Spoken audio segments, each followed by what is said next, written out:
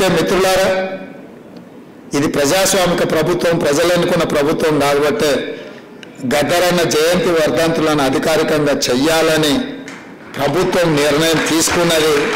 దాన్ని శాసనం చేయడం జరిగింది. ఇదే కాదు, మొన్న సినీ ప్రముఖులందరూ కూడా నన్ను కలవడానికి వచ్చి చాలా విషయాలు ప్రస్తావిస్తూ గత ప్రభుత్వంలో నంది అవార్డులు ఉండేటివి మీరు పునరుద్ధరిస్తే బాగుంటుంది అని చెప్పి సినీ ప్రముఖులందరూ నన్ను అడిగితే వాళ్ళకు ఒక మాట చెప్పిన, నంది అవార్డులు కాదయా, ఖచ్చితంగా మా ప్రభుత్వం అవార్డులు ఇస్తుంది, ఆ అవార్డుల పేరు గద్దర్ అవార్డులు ఉంటాయని చెప్పి.